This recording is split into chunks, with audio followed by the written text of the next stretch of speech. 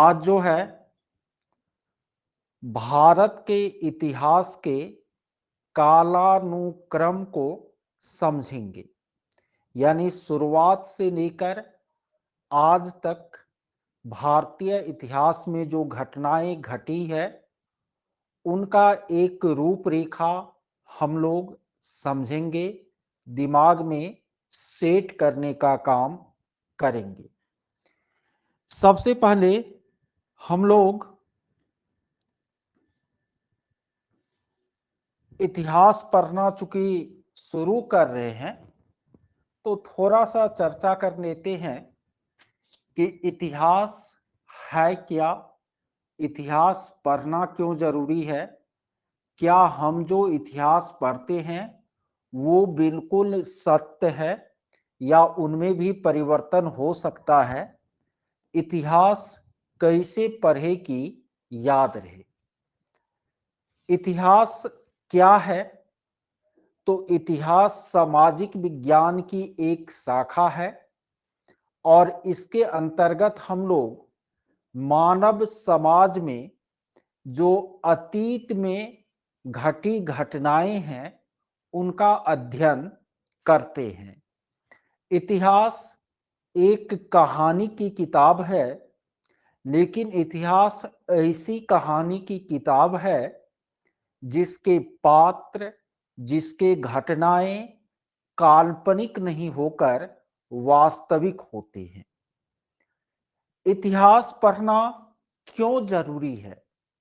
देखिए, इतिहास जो है हमें वर्तमान जीवन जीने की दिशा प्रदान करती है और भविष्य के लिए भी दृष्टि प्रदान करती है।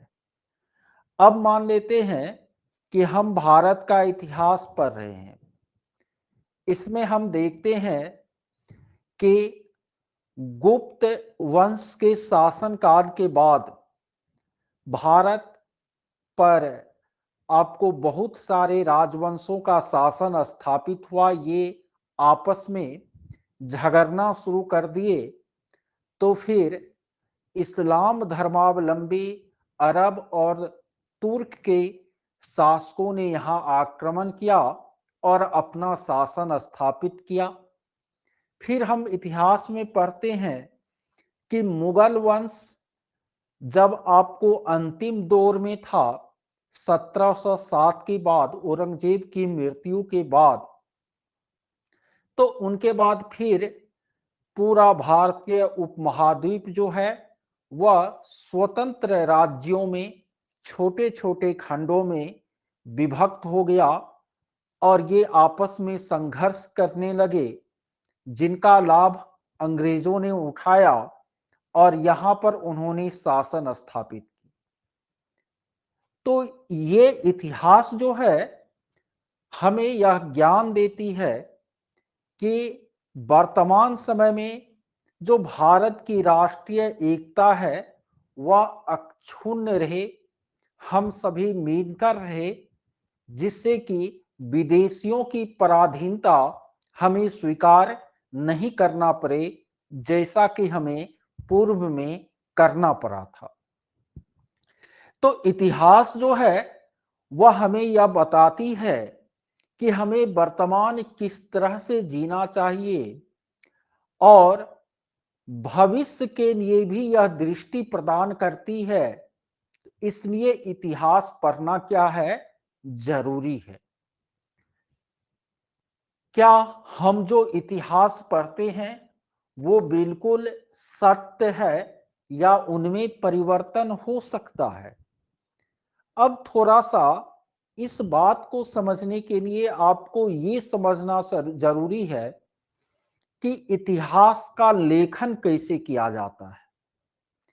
जो इतिहासकार होते हैं वह जो इतिहास का लेखन करते हैं वह स्रोतों के आधार पर करते हैं। मैं आपको आगे वह बताया हूं कि इतिहास लेखन का आपको दो तरह का स्रोत होता है, अलिखित स्रोत और लिखित स्रोत। तो इतिहासकार जो इतिहास लिखते हैं वह इन्हीं स्रोतों से प्राप्त जानकारी के आधार पर लिखते हैं। ठीक है। और इसमें इतिहासकारों के जो अनुमान हैं या इन जानकारियों को रिलेट करने का जो तरीका है वह आपको अलग अलग हो सकता है।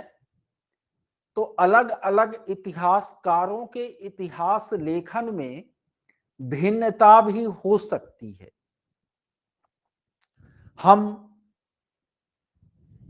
देखते हैं, सुनते हैं कि अभी बीजेपी का गवर्नमेंट है, बीजेपी अपने को राष्ट्रवादी मानती है और यह गवर्नमेंट या इस पार्टी के नेता हमेशा यह चर्चा करते हैं कि हमारा जो इतिहास है उन पर वामपंथी विचारधारा का बहुत ज्यादा प्रभाव पड़ा है, इसमें परिवर्तन की जरूरत है। तो कहने का मतलब मेरा यह है कि अब उस इसको ऐसे समझिए कि आपके जीवन में, सिंगल आपके जीवन में एक वर्ष में कितनी घटनाएं घटती है, उनको यदि आप एक डायरी में भी लिखते हैं तो इतनी मोटी डायरी हो जाती है और उसमें भी संपूर्ण का वर्णन नहीं होता है। प्रत्येक दिन जो प्रमुख बातें आपके जीवन में घटती है केवल उनका विवरण होता है।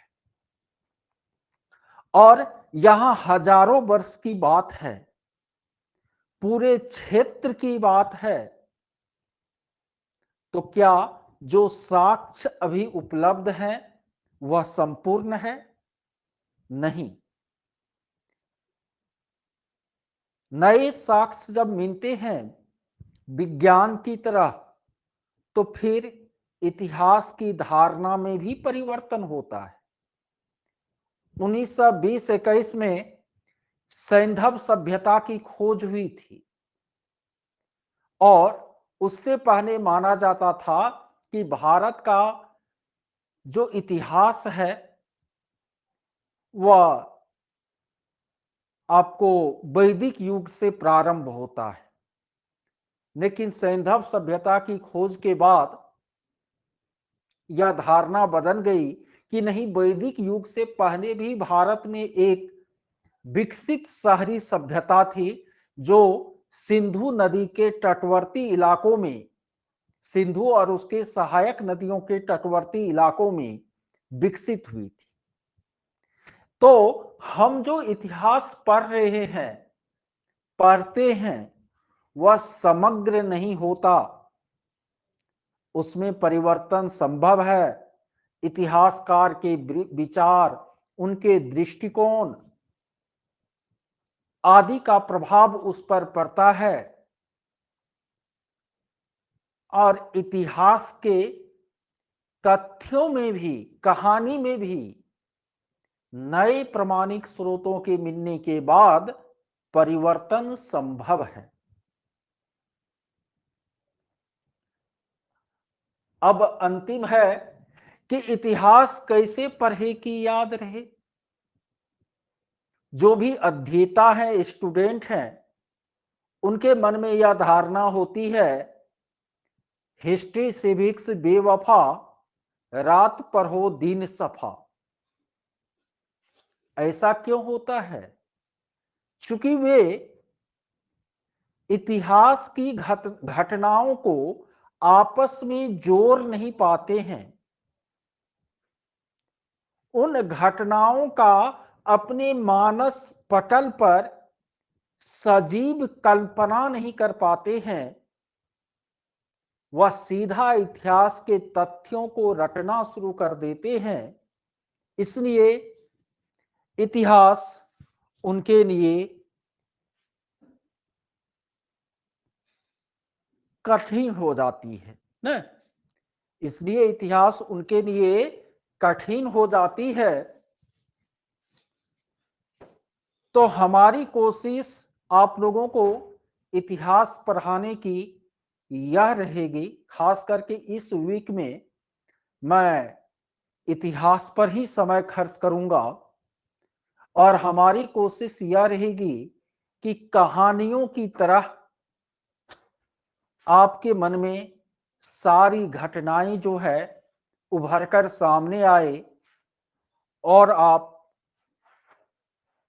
अपनी समझ का विस्तार करते हुए बीपीएससी के प्रश्नों का बेहतर तरीके से उत्तर दे सके। देखिए, हम लोग सबसे पहले यहां पर इतिहास लेखन के जो स्रोत हैं उस पर थोड़ा सा नजर डाल लेते हैं। देखिए, इतिहासकार जो इतिहास लिखते हैं तो वह आपको दो तरह के स्रोतों का प्रयोग करते हैं। एक होता है अलिखित स्रोत और दूसरा होता है लिखित स्रोत। अलिखित स्रोत में क्या आता है, तो जो पुरातात्विक साक्ष्य हैं न, पुरातात्विक साक्ष्य जो भी है, चाहे वह खुदाई से प्राप्त वस्तुएं हो, प्रचलित मुद्राएं हो, जीवाश्म जीवों के मनुष्यों के अवशेष हो, ये आपको जो भी पुरातात्विक साक्ष्य है या खुदाई से प्राप्त बर्तन मोहर ये सब हो, ये आपको अलिखित स्रोत हो गया, क्योंकि इसके आधार पर अनुमान लगाकर इतिहासकार इतिहास की रचना करते हैं। स्मृतियां, याददाश्त।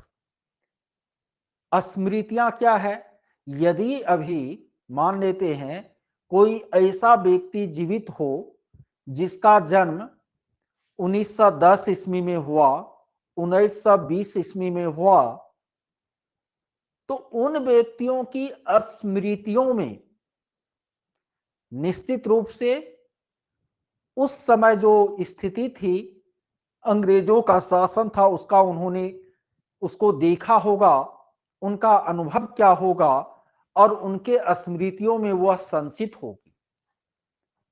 वह इतिहास लेखन का कैसा स्रोत हो गया, और लिखित स्रोत। मेरे दादाजी थे आपको, वह उतने पढ़े लिखे नहीं थे, उतने क्या, बिल्कुल नहीं थे, सीधा सीधा सीधा साधा गांव के आदमी थे। तो मेरे दादाजी कहते थे कि उनके जमाने में जब लाल टोपी पुलिस वाला घोड़ा पर चढ़कर गांव में घुसता था, तो जो लोग जहां होते थे वहीं छिप जाते थे, कोई उनके सामने नहीं आता था। अब सोचिए, यह उदाहरण हम क्या हमको दिखाती है, यह बताती कि उस समय अंग्रेज भारतीयों को नस्लीय दृष्टि से हीन समझते थे, उसे देखना नहीं चाहते थे, उन पर एक रोब दबाना चाहते थे। उस तरह की परिस्थिति समाज में मौजूद थी। तो जो बात हम किताब में पढ़ते हैं वह उनके स्मृतियों को सुनने के बाद भी हमारे मन में आती है। तो ये स्मृतियां भी आपको इतिहास लेखन का और लिखित स्रोत है। साथ ही साथ जो लोक कथाएं होती है, जन श्रुतियां होती है, वे भी इतिहास लेखन के और लिखित स्रोत में आते हैं। इनके अलावे जो अभिलेख है, अभिलेख रिकॉर्ड, वह रिकॉर्ड चाहे स्तंभ पर खुदा हुआ कोई चीज है अशोक के जमाने का, या शिला पर खुदा हुआ कोई चीज है, या मध्यकाल में दीवारों पर खुदाई कर लिखा हुआ कोई चीज है, तो वे जो भी अभिलेख हैं, रिकॉर्ड हैं, वो लिखित स्रोत हो गए।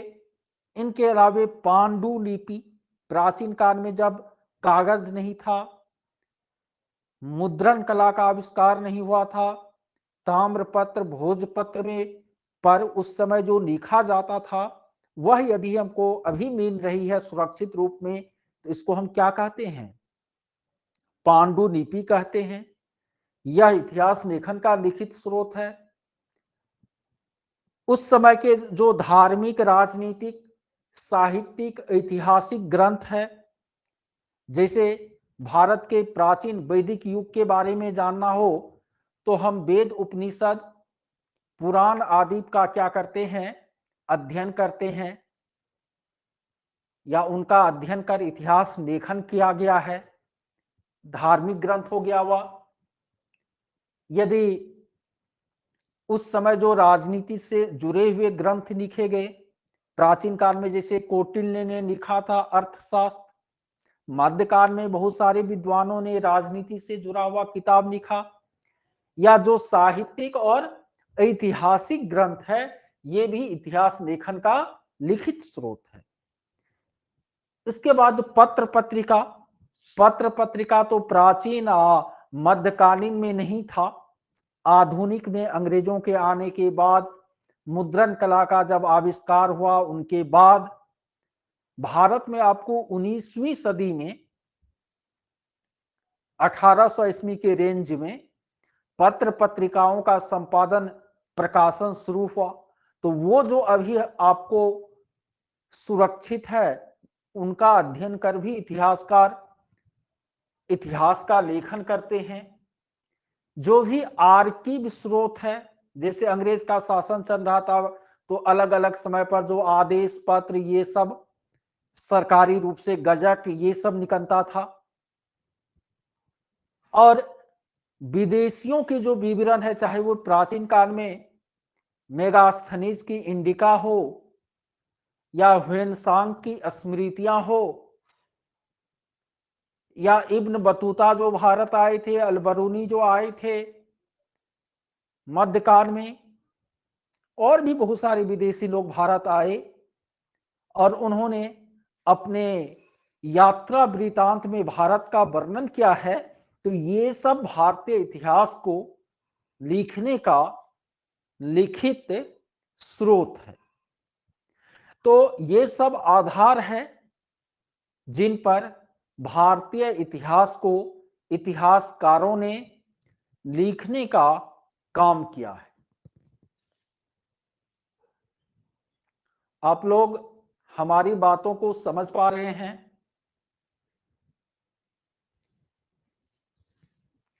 बताइए।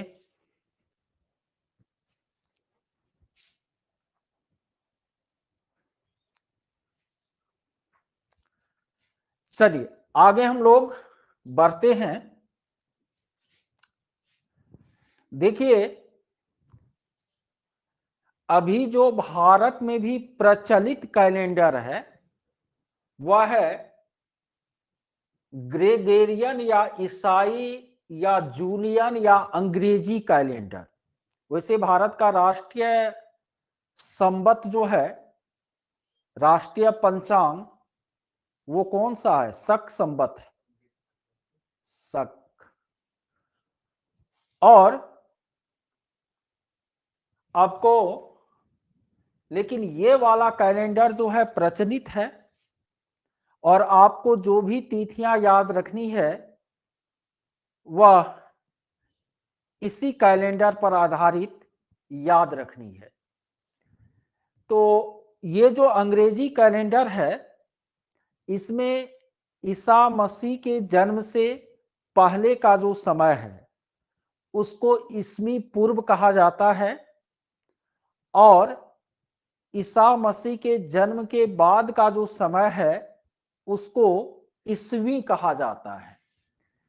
एक होता है ईस्वी पूर्व, BC, before Christ, before the birth of Jesus Christ, यानी ईसा मसीह के जन्म से पहले का समय, इसको BC कहते हैं, before the birth of Jesus Christ. और उसके बाद का समय AD या एनो डोमनी कहलाता है, ईसा मसीह के जन्म के बाद का समय। तो बीसी जो है वह घटते क्रम में है, यानी पहले आपको 1500 बीसी का समय आया, तब 1000 आया, तब 500 आया, धीरे धीरे घटते घटते कहां तक पहुंचा, 1 तक। ईसा का जब जन्म हुआ उसको 1 एडी मान लिया गया। उसके बाद जो है फिर बढ़ रहा है, अभी कहां तक पहुंचा है, 2024 तक पहुंचा है। यानी ईसा मसीह के जन्म को कितना साल हो गया है, 2024 साल हो गया। तो ये एडी आपको बढ़ते क्रम में है, और बीसी जो होता है वह घटते क्रम में होता है। इतिहास जब आप पढ़िएगा तो एक चीज और आता है, 3री सदी का मध्य, 19वीं सदी के पूर्वार्ध में ऐसा आपको देखने को मिलेगा। तो सदी या सेंचुरी क्या होता है, तो 100 साल की जो अवधि है उसको हम सदी या शताब्दी या सेंचुरी कहते हैं। तो पहली सदी या पहली शताब्दी कब से कब तक होगा, तो 1 ईस्वी से 99 ईस्वी तक। दूसरी सदी कब से कब तक, तो 100 ईस्वी से 199 तक। तीसरी सदी 200 से 299 तक।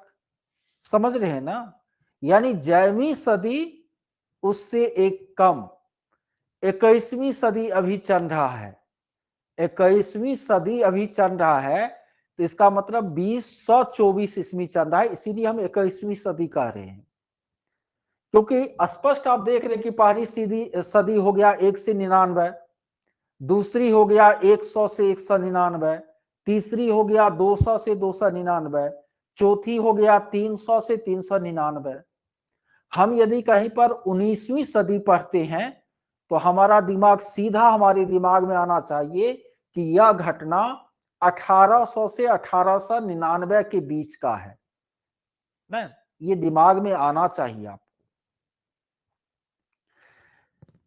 उसमें भी एक होता है पूर्वार्ध, एक होता है मध्य, एक होता है उत्तरार्ध। जैसे हम बोलते हैं 19वीं या 20वीं सदी का पूर्वार्ध, तो 20वीं सदी कब से शुरू होगा, 1900 ईस्वी से। तो 1900 से 1945 हो गया 20वीं सदी का पूर्वार्ध, यानी आधा से पहले का हिस्सा। बीच में 10 वर्ष को मध्य माना जाता है। जैसे 20वीं सदी के मध्य में सिपाही विद्रोह हुआ था, कब हुआ था, 1857, सॉरी 20वीं सदी के मध्य में नहीं, 20वीं सदी के मध्य में भारत आजाद हुआ था। 19वीं सदी के मध्य में सिपाही विद्रोह हुआ था।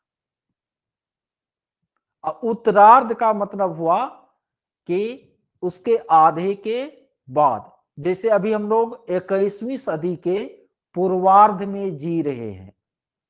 मान लेते आप में से कोई 2070 में जाकर यदि मरिएगा तो आप 21वीं सदी के उत्तरार्ध में जाकर के मरिएगा।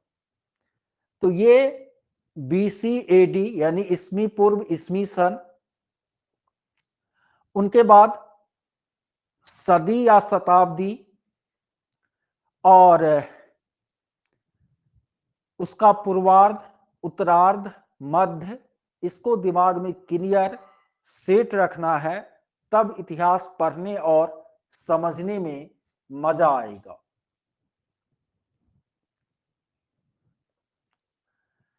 अब देखते हैं भारतीय इतिहास का काल विभाजन। देखिए भारतीय इतिहास का जो काल विभाजन है, इसमें सबसे पहले है प्रागैतिहासिक काल। तो प्रागैतिहासिक काल किसको कहा जाता है, प्राक जोर ऐतिहासिक, यानी इतिहास से पहले का समय। कहने का मतलब वह समय जिसका हमको बहुत ही कम साक्ष्य उपलब्ध है, वह समय जिसका कोई लिखित विवरण नहीं है, उसको कहते हैं प्रागैतिहासिक काल। तो भारत में 50,000 बीसी से 10,000 बीसी, 10,000 बीसी है, बाद में आया, 50,000 पहले आया था।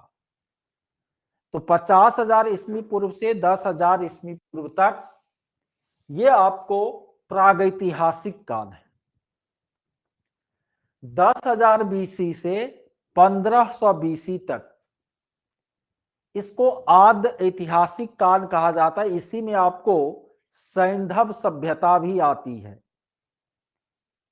आद्य ऐतिहासिक काल उसको कहते हैं जिसका लिखित विवरण है, लेकिन उस विवरण को अभी तक पढ़ा नहीं जा सका है। जैसे सिंधु घाटी सभ्यता का कुछ लिखित साक्ष्य भी है, उसकी लिपि बहुत चित्रात्मक थी सिंधु घाटी सभ्यता के लोगों की, लेकिन उस लिपि को अभी तक पढ़ना संभव नहीं हो पाया है। तो वह आपको आद्य ऐतिहासिक युग हो गया। अब 1500 बीसी से लेकर के 1500 बीसी के आसपास भारत में आर्यों का आगमन हुआ, वैदिक युग की शुरुआत हुई, और उस समय से लेकर अभी तक का जो समय है, यानी लगभग 3500 साल, क्योंकि अभी 2024 चल रहा है, उधर 1500 बीसी की बात कर रहे हैं। ये 3500 साल का हमारे पास क्या है, लिखित साक्ष्य उपलब्ध है, लिखित इतिहास उपलब्ध है। एक चीज आप लोग ध्यान रखिएगा, जब आप प्राचीन भारत का इतिहास पढ़ेंगे और 5 राइटर का बुक पढ़ेंगे, तो आपको इन ईस्वियों में भिन्नता जो है देखने को मिलेगी। इसीलिए आपको प्राचीन भारत में प्रश्न जो है ईस्वियों पर आधारित नहीं के बराबर पूछे जाते हैं, न ही उसको याद रखना है। ठीक है, बस एक दिमाग में सेट होना चाहिए कि हाँ फलाने समय की बात हो रही है ना, अप्रॉक्स में, क्योंकि सिस्टमेटिक उस समय का तो कुछ है, उस समय तो यह कैलेंडर भी नहीं चलता था जिस समय का इतिहास हम लिख रहे हैं। तो वहां पर ईस्वियों में थोड़ा आपको भिन्नता देखने को मिल सकता है। कहीं दिया रहेगा 273 में अशोक गद्दी पर बैठे, या कहीं दिया रहेगा 269 में बैठे। अब आप कंफ्यूज होते रहिए। रात में इसी तरह जब हम नोट लिख रहे थे, मेरे सामने 4 किताबें थी और सब में ये डिफर कर रहा था। तो फिर जो एप्रोप्रिएट हमको लगा एनसीईआरटी वाला, उसको हमने लिखने का यहां पर काम किया है। इन ईस्वियों को याद नहीं रखना है, बस एक समझ के लिए आपको दिमाग में रखनी है।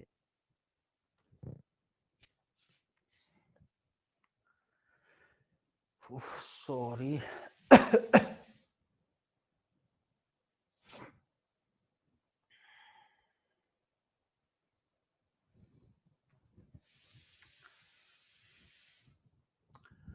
अब देखिए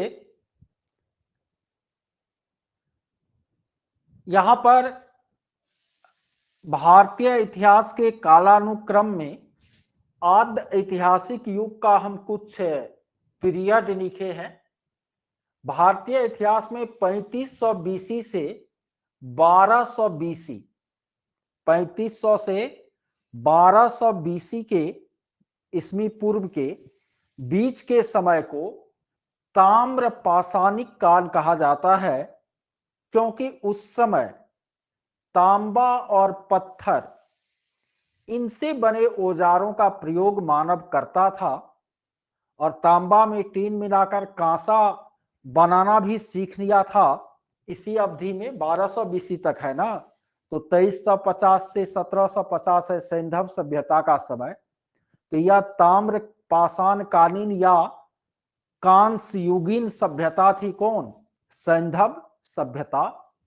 और उनके बाद आपको 1000 बीसी के बाद यानी उत्तर वैदिक काल में लोहा का प्रयोग करना भारत के लोगों ने सीखा और उसको लोह काल के नाम से भी हम लोग जानते हैं।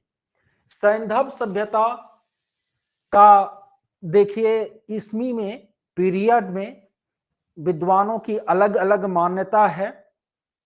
कहीं 2500 से 1500 देखने को मिलेगा, कहीं कुछ। लेकिन कार्बन 14 की विधि, C14 विधि आप लोग समझते होंगे, इनसे पुराने चीजों के आयु का निर्धारण होता है। तो इस विधि द्वारा सैंधव सभ्यता का जो काल निर्धारित किया गया है वह है आपको 2350 से 1750 ईस्वी पूर्व तक। तो ये तो हो गया आपको आद्य ऐतिहासिक में। उससे पहले प्रागैतिहासिक 50,000 से 10,000 तक। अब देखिए प्राचीन भारत, जानते हैं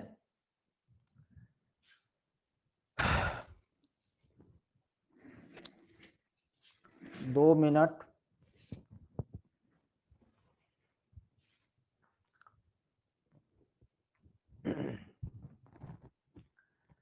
प्राचीन भारत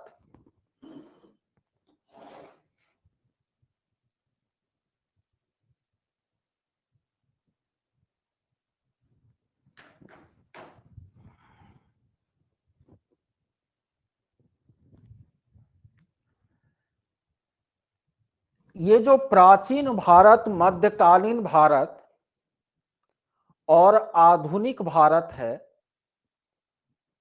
इसके समय निर्धारण को भी आप लोग दिमाग में सेट कर लीजिए। आवाज मेरी क्लियर जा रही है?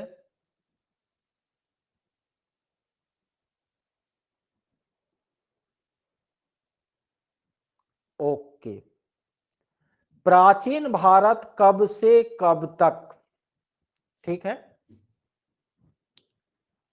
देखिए प्राचीन भारत जो है, आप वैदिक युग यानी 1500 ईस्वी पूर्व से लेकर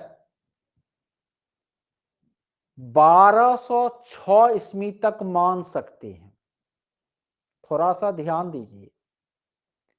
प्राचीन भारत जो है आप कब से कब तक मान सकते हैं, तो 1500 बीसी ऋग्वैदिक काल की शुरुआत हुई थी, तब से लेकर 1206 ईस्वी जब आपको गुलाम वंश का शासन शुरू हुआ था, तब तक आप प्राचीन भारत मान सकते हैं। लेकिन आपको किताबों में 1500 बीसी से लेकर 712 ईस्वी तक भी आपको प्राचीन भारत माना गया है। ऐसा इसलिए किया गया है क्योंकि 712 ईस्वी में पहली बार अरब देश के शासकों ने भारत पर आक्रमण किया, इस्लाम का आगमन हुआ आपको 712 ईस्वी में। इसीलिए कुछ इतिहासकार जो है मध्यकाल की शुरुआत 712 ईस्वी से ही मानते हैं। लेकिन जानते हैं प्रारंभ में 500 साल तक, प्रारंभ में 500 साल तक मुसलमान यहां के केंद्रीय सत्ता पर काबिज नहीं हो सका, ठीक है। जिस तरह अंग्रेज 1757 में ही बंगाल को जीता और 1600 ईस्वी में ही व्यापार करना शुरू कर दिया, लेकिन 1857 तक आते आते लगभग वह पूरे भारत पर अधिकार कर पाया। उसी तरह इस्लाम जो हमारे देश आए, इस्लामिक कंट्री के लोग तो आए 712 में, लेकिन 500 वर्ष तक आक्रमण सब करता रहा। कुछ हिस्सा जो पश्चिम उत्तर भारत का था, उस पर उन्होंने अधिकार भी किया, लेकिन कंप्लीट उसका व्यापक शासन जो है 1206 ईस्वी से शुरू हुआ। तो इसलिए आपको मध्यकाल की शुरुआत वास्तव में 1206 में हुई, लेकिन कहीं कहीं पर 712 भी आपको लिखा हुआ मिल सकता है। तो आप ऐसा भी कह सकते हैं कि 712 से 1206 के बीच के समय को आप पूर्व मध्यकाल कह सकते हैं, यानी मध्यकाल से ठीक पहले का समय। तो प्राचीन भारत का इतिहास 1500 बीसी से शुरू हुआ। 712 कहिए तो 2200 साल, अब 1206 कहिए तो 15 12 2700 साल। ये आपको प्राचीन भारत का युग रहा। और इस युग में 712 से पहले आपको जो भी भारत में शासक मिलेंगे वह हिंदू ही मिलेंगे या जैन बौद्ध मिलेंगे, क्योंकि यही धर्म उस समय थे।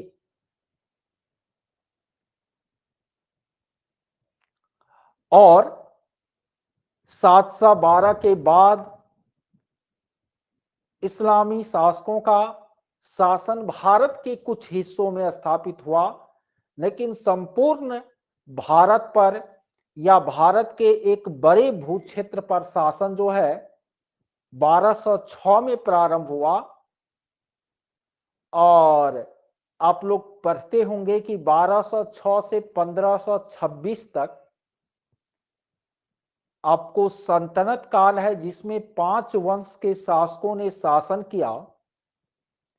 और फिर 1526 से कहीं 1757 लिखा मिलेगा, लेकिन अंतिम मुगल शासक गया 1857 में बहादुर शाह जफर। तो उस बीच को मुगल काल कहा जाता है। भारत एक ऐसा देश रहा है जहां पर दुनिया भर से लोग आए हैं, रहे हैं। अतः भारत के लोगों के ब्लड में भी जो है ना, पूरी दुनिया का सम्मिश्रण आपको देखने को मिल जाएगा। अब यहां पर आप लोग इसी में पढ़िएगा कि मौर्य वंश का शासन जब कमजोर पड़ा तो ईरान और यूनान, ईरान के हकमनी राज्य और यूनान का सिकंदर आकर यहां आक्रमण किया था। मौर्य वंश का शासन जब आपको प्रारंभ हो रहा था उस समय,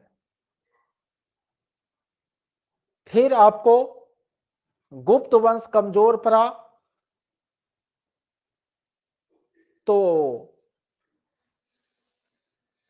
अरब और तुर्क के लोगों ने आकर यहां पर आक्रमण किया, रहना शुरू किया, शासन स्थापित किया। और फिर आपको यूरोप के लोगों ने। तो भारत में इसीलिए सब है, सभी संस्कृतियों का सम्मिश्रण है भारत में।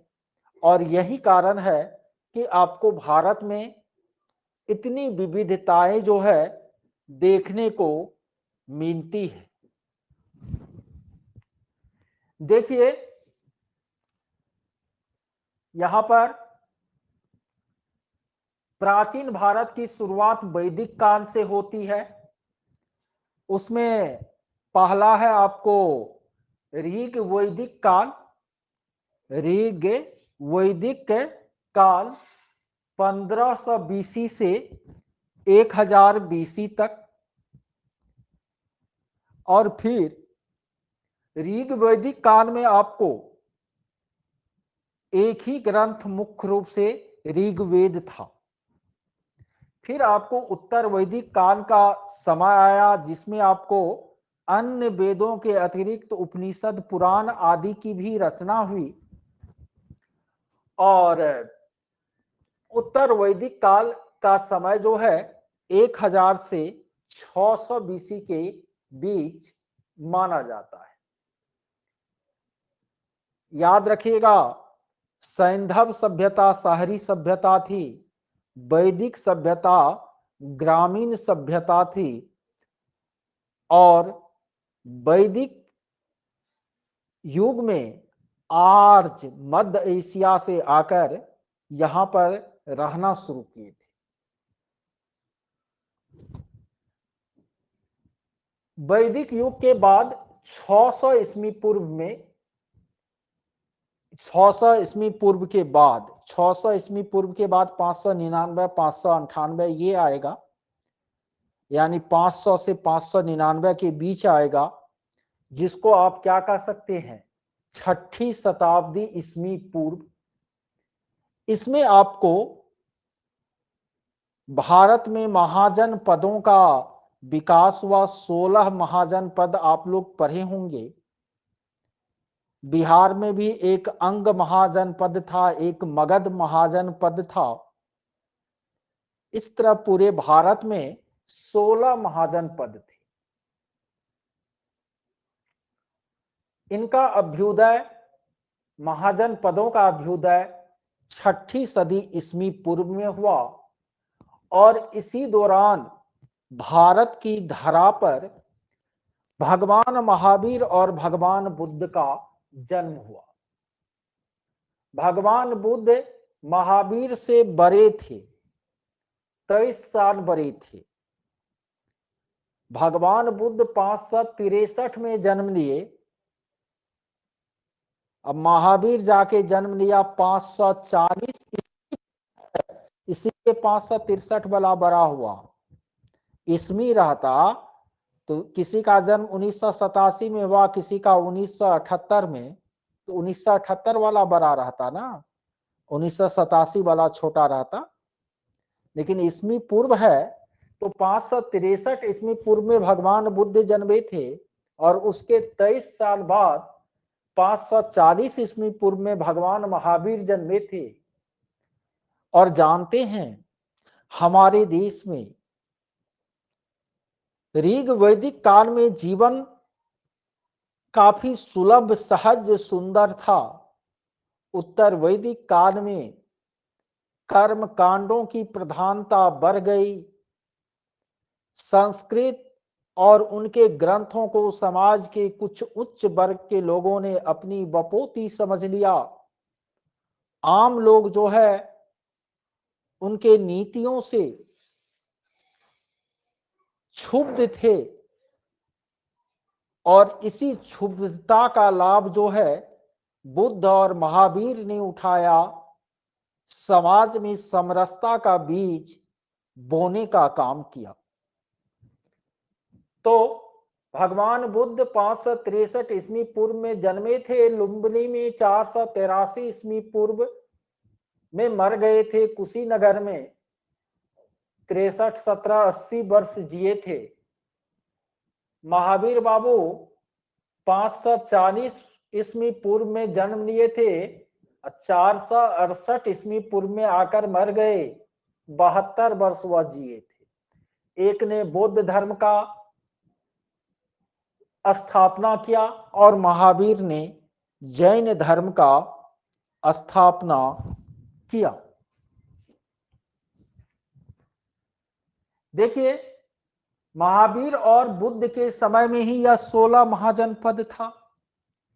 अब इन महाजनपदों में यह जो 16 गो महाजनपद था, उसमें हमारे बिहार का जो मगध महाजनपद था वो सबसे शक्तिशाली बनकर उभरा और स्थिति यह आई कि हमारा बिहार पूरे भारतीय उपमहाद्वीप के सत्ता का केंद्र बन गया।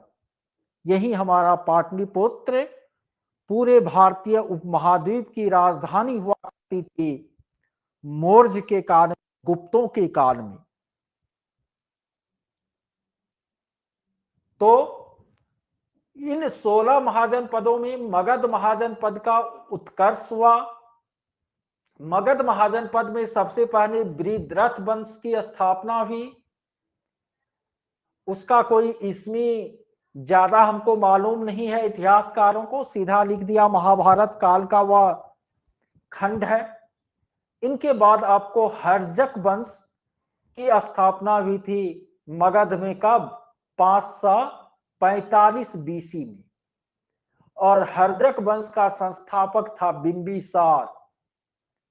उस बिंबिसार का बेटा था अजातशत्रु। अजातशत्रु गद्दी पर बैठा था बिंबिसार की हत्या करके। अजातशत्रु का पुत्र था उदयन। उदयन भी गद्दी पर बैठा था अपने बाप अजातशत्रु को मार के। ये भी अपने बाप को मारा, वो भी अपने बाप को मारा सत्ता को हथियाने के लिए। और उसी उदयन बाबू ने पाटलिपुत्र की स्थापना की थी। उदयन के काल में ही पाटलिपुत्र की स्थापना हुई थी। हर्जक वंश का शासन 545 बीसी से 412 बीसी के बीच रहा। यानी आज से कितना साल पहले? अभी 2000 ईस्वी चल रहा है या 545 ईस्वी पूर्व है। 2550 साल पहले हर्जक वंश का शासन था इसी मगध में। हर्जक वंश के बाद शिशुनाग वंश स्थापित हुआ। संस्थापक इनका शिशुनाग था। 412 बीसी में उन्होंने शिशुनाग वंश की स्थापना की। और इस वंश का अंतिम शासक था कालाशोक।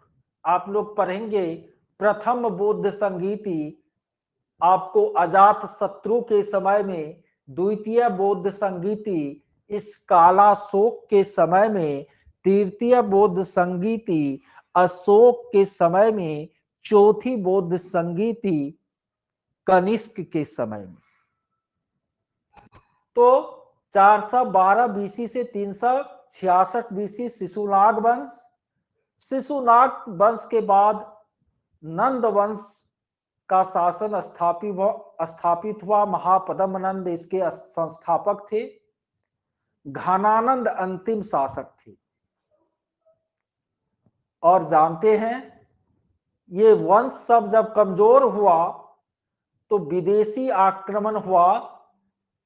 सबसे पहले भारत में पहला सफल विदेशी आक्रमण हखमनी साम्राज्य के लोगों ने इसी 300 ईस्वी पूर्व के आसपास की थी। और यूनानियों ने सिकंदर 325 में न भारत से लौटा था, 326 ईस्वी पूर्व में आया था यूनान से, ग्रीक से, विश्व विजेता सिकंदर। तो ये विदेशी आक्रमण हुआ इस बीच में। अब आपको मौर्य वंश आज से 2300 साल पहले 322 ईस्वी पूर्व में स्थापित हुआ। और इनका शासन काल 185 ईस्वी पूर्व तक चला। यानी 137 वर्ष तक मौर्य वंश के शासकों ने शासन किया। और मौर्य वंश का जो पहला शासक था चंद्रगुप्त मौर्य, जिसको चाणक्य ने घनानंद से अपमान का बदला लेने के लिए तैयार करके गद्दी पर बैठवाया था। चंद्रगुप्त मौर्य 322 से 298 बीसी यानी 22 साल यह शासक रहे। उनका बेटा बिंदुसार था जो 298 से 272 बीसी शासक रहे। उसका बेटा अशोक था। यहीं पर किताब में 273 था, लेकिन किसी और किताब में 269 बीसी दिया हुआ है। तो ये थोड़ा सा चेंज है। ये आपको अशोक का शासनकाल है। और अशोक का जो शासनकाल है वह आज से 2250 साल पहले का समय है। और उस समय अशोक एक महानतम सम्राट के रूप में भारत में स्थापित होने का काम किया। मौर्य वंश का अंतिम शासक बृहद्रथ थे, जिनकी हत्या पुष्यमित्र शुंग ने 185 बीसी में कर दिया और शुंग वंश स्थापित हुआ।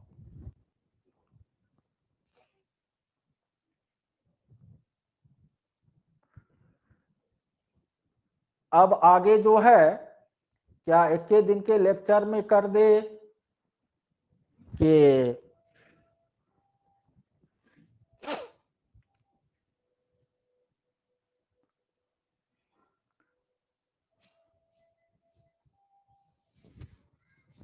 खत्मे कर दे।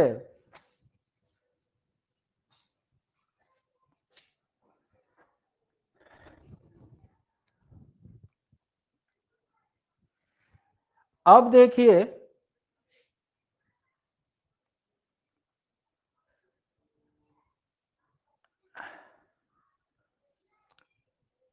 अब जो है इसमें इतना ही आज रहने देते। कल से क्या करेंगे,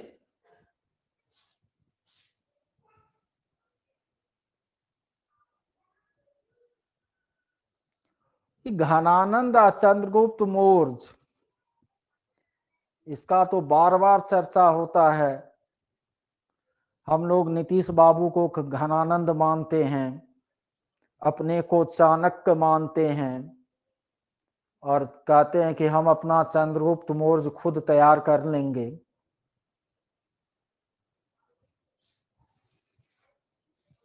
बिल्कुल, एक लेक्चर में इससे ज्यादा बात जो है वह दिमाग से निकलेगी भी, क्योंकि समय खेपुआ लेक्चर नहीं हुआ है। या आपको जितना बताए हैं बहुत कुछ इसमें बताए हैं।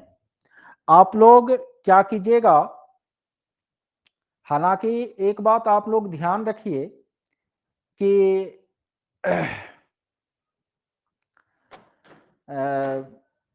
बीपीएससी पीआरटी में, ठीक है, या हेड टीचर में केवल इंडियन नेशनल मूवमेंट से ही क्वेश्चन पूछा जाता है, लेकिन एक समझ जो है इसका जरूरी है। इसीलिए संक्षेप में एक रूपरेखा हम बता रहे हैं। हालांकि जिसका सोशल साइंस स्पेशल होगा टीआरई में या 9th-10th में, या आपको 11th-12th में कोई हिस्ट्री के विद्यार्थी होंगे तो उनको मैं प्राचीन और मध्यकालीन भी अलग से विस्तार में पढ़ाऊंगा। लेकिन अभी हमको फोकस करना है इंडियन नेशनल मूवमेंट पर, जहां से आपको प्रश्न आते हैं जो सिलेबस में है। तो लेकिन सीधा यदि वहां से शुरू कर देंगे तो फिर दिमाग में एक पैटर्न इतिहास का नहीं बैठेगा। इसीलिए मैं इस तरह से बता रहा हूं। इनके बाद एक और क्लास होगी, तो कल हम लोग मध्यकालीन को खत्म कर लेंगे। परसों हम आधुनिक का कालानुक्रम पढ़ लेंगे, 3 क्लास हो जाएगी। और उसके बाद फिर इंडियन नेशनल मूवमेंट में जिस चीज पर फोकस करना है उस चीज पर फोकस करेंगे। ठीक है। और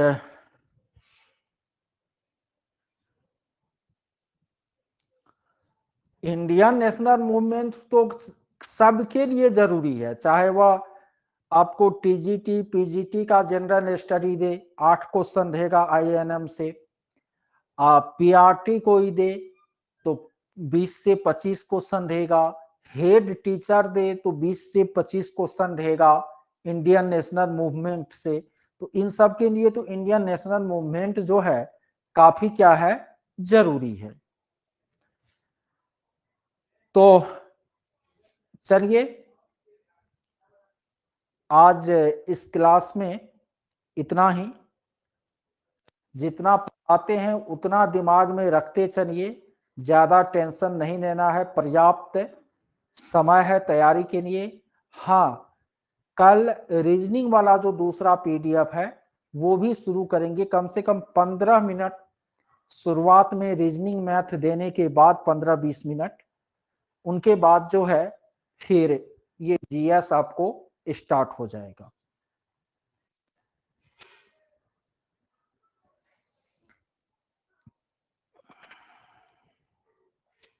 चलिए ठीक।